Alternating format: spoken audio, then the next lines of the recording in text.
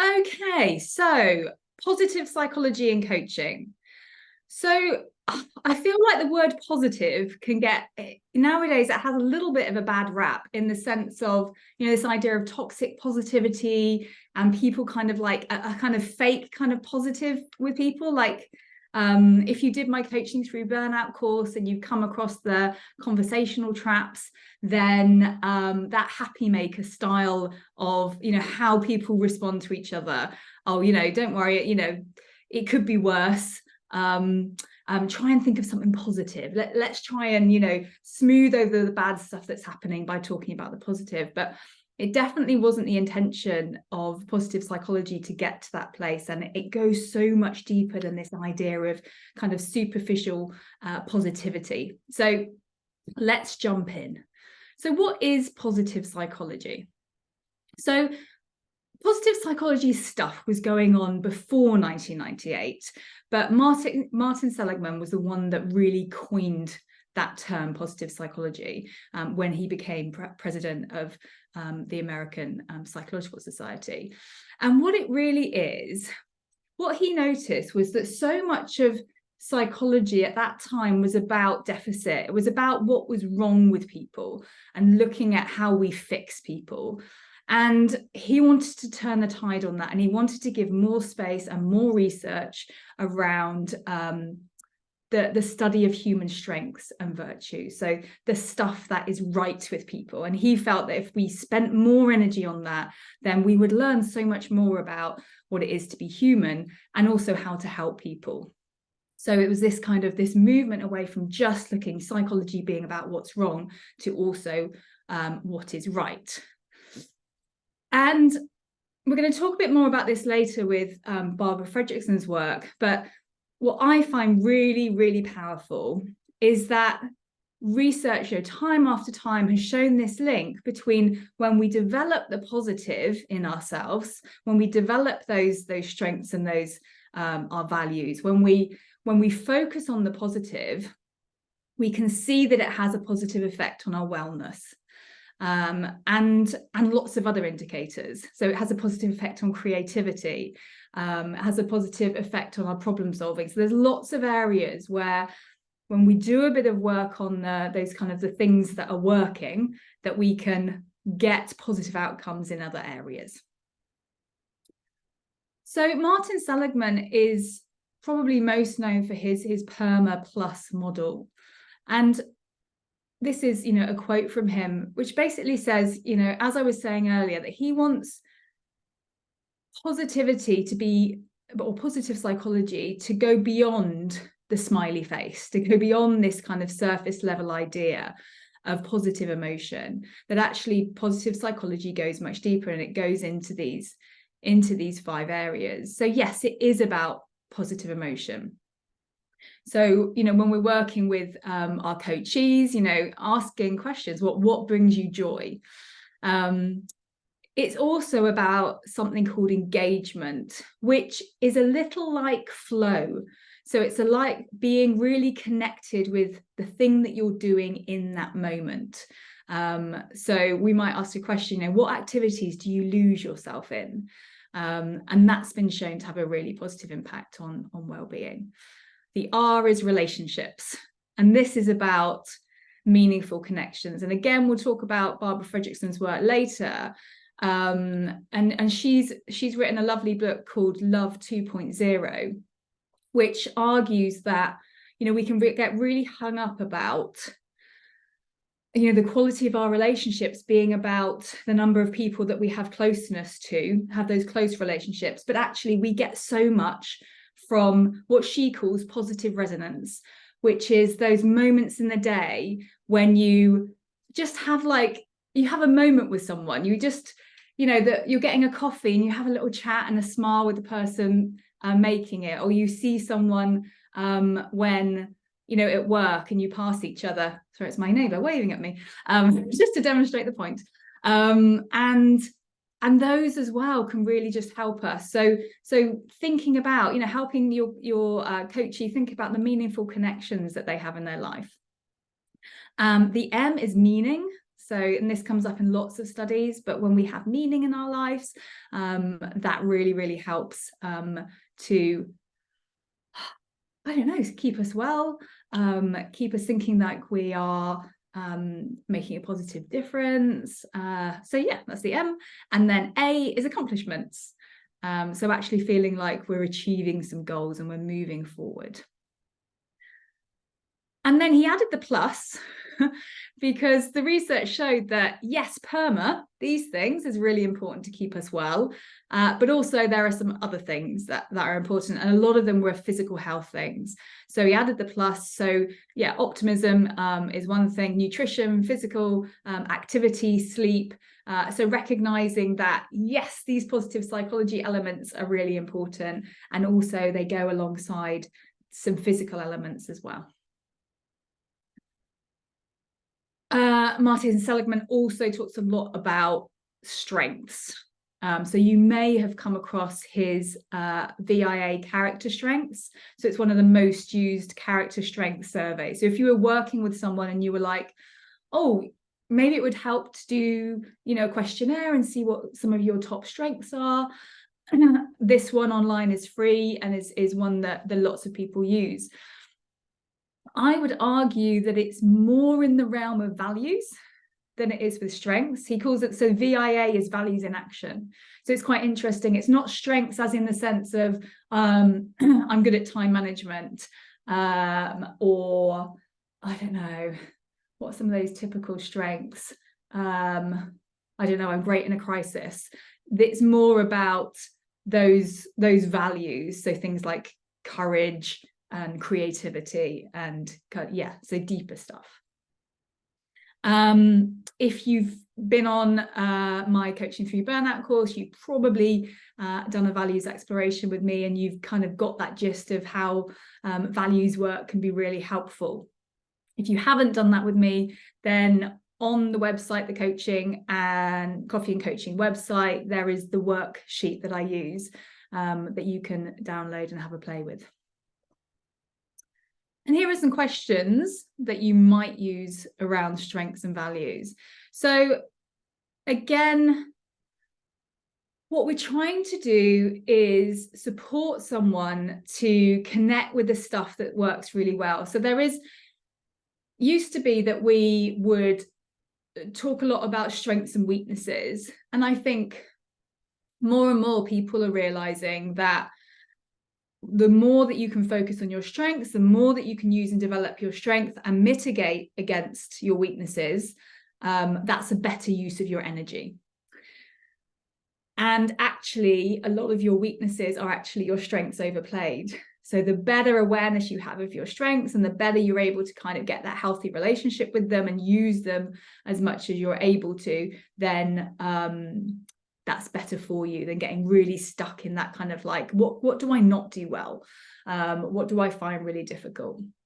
So questions that you can use with your coaches, what skills are you pulling on in this moment? Tell me about a time when you're at your best. What values were you showing in that situation? If I were to ask a friend or colleague what your greatest strengths were, what might they say? In what situation are you proud about how you handled it? And I find that strengths type work and strengths type conversations can be really helpful where people are putting too much weight on feedback from other people, where they've had a few kind of like what they see as negative feedback and they're like, they get really stuck in this, the things that other people think that they need to do better, and it can really kind of break their confidence. And I think going back and talking about the stuff that they do well can be really powerful. I also use it, obviously, if someone's preparing for an interview, those types of questions can be really helpful. And for imposter syndrome, and I'm going to talk about imposter syndrome more in a couple of months, but just again, anything around confidence, anything where someone's lens of their view of themselves has got a little bit stuck in the stuff that they feel that they don't do well, coming back to the strengths and I think reminding them of who they are and what it is that they do bring and they do contribute can be just really valuable. Okay. Wow, this does feel like a whistle-stop tour. I'm really going for it today. So I wanted just to introduce appreciative inquiry if you haven't come across it before. So what I love about appreciative inquiry, so it tends to be used in groups. You might have heard the term World Cafe, and it tends to be used to really help positive change, and it's a really great motivator for positive change with groups. What I particularly love about it is that it is an alternative to our instinctive problem-solving approach. So how we tend to solve problems is what is the problem and how do I fix it? So we put a lot of energy on the problem and then trying to find solutions for it. And appreciative inquiry says you're going to get more of what you focus on. So if you keep talking about the problem, you're going to get more of that stuff. And I think I was really swayed by a piece of research that was done probably about 20 years ago now in America in a law firm about sexual harassment. And they'd done loads of work trying to reduce the amount of sexual harassment. And they had put up posters and they said, we will not tolerate this behavior. And, they'd gone hardline. And what happened was the amount of sexual harassment increased. And so they brought someone in that used appreciative inquiry. And what they did instead was they said, instead of the thing that we don't want, what is it that we do want? So what we do want is we want people treating each other with respect. We want people to be able to come into this workplace and feel that they can bring their whole self and they're not going to get harassed. And what they found was that reduced the behavior that they didn't want. So they focused instead on being really, really clear of what it was that they did want rather than what they didn't want. And what we tend to do when we're taking an appreciative approach is we tend to start with what's working rather than what's not working. And in working with groups or working with individuals, we use the 4D model. So we go through quite a set process, starting with discovery, what is working already, dreaming, what could be, design, what should be, and then delivery, what will you do? So kind of very similar when you think about the GROW model, but obviously that difference of instead of going, what is it that you want to be different? It's starting with what's working now. And so let me give you an example. If you are watching this on video, you might want to pause while I'm doing this so you can write down your answers to this and have a play yourself. Or you can obviously download the slides and have a look at it there. So if you were working with an individual and they had come to you and they were like, oh, yeah, I just want to feel better. I don't want to be stressed anymore. I don't want to feel like run down and a bit, rubbish. And I'm worried about moving towards burnout and all of that kind of stuff. You might ask them, okay, so talk to me about when you do feel, engaged, energized, when you are enjoying life. Tell me about what's happening. Tell me about what that's like. In those moments where it does feel okay, what's happening? And then if you could do what you've described more consistently, if we could get some more of those things, what might be possible? And then I love a bit of options. What options do you have to move closer to that place? So what might you be able to do in order to make that movement forward? And then if there was one action that you could take, what would you be willing to start? So it just gives you a bit of a framework that starts in a different place than you might normally start. So it's something that you could take away and play with and see what the difference might be. Instead of saying to the person, you know, what's wrong? What tell me more about, you know, what you don't want. I think what we're doing with appreciative inquiry is we're trying to work out where is it already working and how could we expand those moments in order to help that person to get where they want to go. Okay. Any burning questions so far before I jump into the next bit of theory? Are you still with me? Okay. So my favorite positive psychology piece of research is the broaden and build theory by Barbara Fredrickson. She wrote a brilliant book called Positivity. It's at the end of the slide, so you'll be able to see it properly there. And what Barbara said was that positive emotions open us up. So if you think about when you're in a place where you're overwhelmed, you're stressed, everything feels too much, you go into tunnel vision, you go quite closed, you go into survival, you go into protective.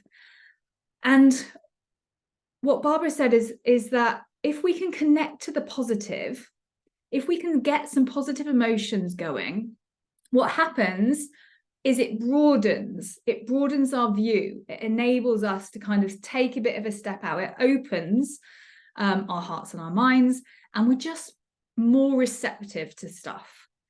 So it can just help us from being in this very closed space, this very like I am stuck space. It broadens us. And when we broaden, we're then able to build. So once we've done that, we are much more able to build new skills, to take the learning from stuff, to keep creating, you know, relationships that are helpful, to change and to improve ourselves. So positive emotions, like fantastic on their own, you know, they make us feel good. We know there's that connection, the PERMA model, we know there's a connection to our well-being. Barbara's work builds on that because she says, yeah, that's great. But what it also does is it helps your resilience because it opens you up to do the work, you know. And when we're thinking about coaching, when we've got someone who is very much in that place of, this is just terrible. It feels like this is never going to change. I don't know what to do. I feel really stuck. Positive emotions can be if we can find those questions which can just help someone to step out of what isn't working and into what is working.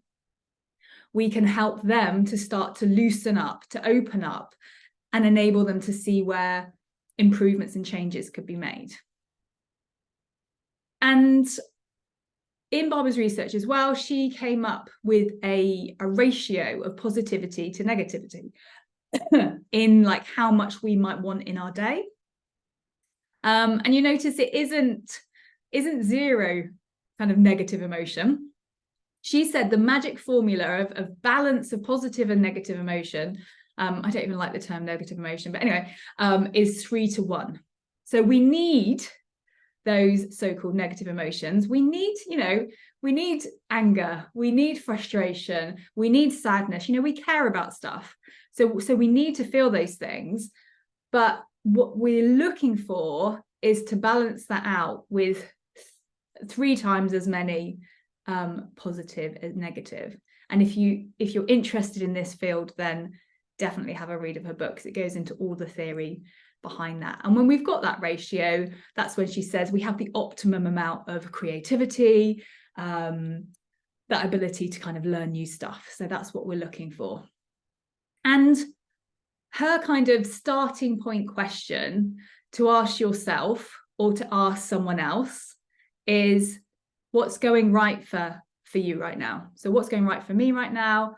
What's going right for you? And she says, even in that one question, you can see it in people's eyes start to shift. Like, you know, saying to someone, oh my gosh, it sounds like it's been really challenging for you. Just for a moment, tell me what's going right. And that can just be something that helps to open someone else up and kind of loosen their thinking a little. Okay, last push. So I just wanted to share, and I'm just going to whiz through these because you will have them on the handouts. Or you can take a screen grab if you maybe want to use them in your practice coaching after. But just some of my favorite positive psychology style coaching questions. So as we've said, what's working well? What are you most proud of? If you could have 3 wishes granted, what would they be? That can get a good laugh as well. What are the small everyday things that bring you joy? What makes life feel meaningful for you? Tell me about the time when you felt like the best version of yourself. What are 3 career highlights? And when do you feel calm? Depending on the thing that someone's, I want to feel more confident. Okay, well, tell me about the times when you do feel confident, and let's build from that. So that's some of my favorites. I also, when I'm working with clients, I love a daily or a weekly practice because often mostly, our minds have been trained to look for what's wrong. So we're always kind of, I'm looking for the gap. I'm looking for the gap. What's not working? What's wrong? That kind of safety detecting mind that we've got. And it can be helpful to do a bit of retraining. So having daily and weekly practices where someone is thinking about something and putting that in their mind and looking out for something different can be really helpful. So maybe in the morning thinking, what's going to be my focus today? What am I going to be looking for? Which of my values will I need to be living?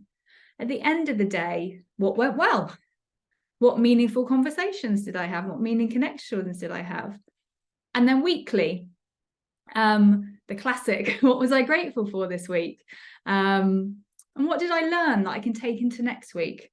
So some of those practices can be just really powerful at helping someone to move if they've really got themselves stuck in a place where they're just noticing what's wrong, into helping them to kind of pull on positivity a bit more. And here are 3 of my favorite books. So I mentioned Flow earlier. So obviously a classic in positive psychology, and as well as Martin Seligman's Authentic Happiness. And then obviously my personal favorite is Barbara Fredrickson's Positivity. So that is it. That is my whistle-stop tour of positive psychology. Let me stop recording.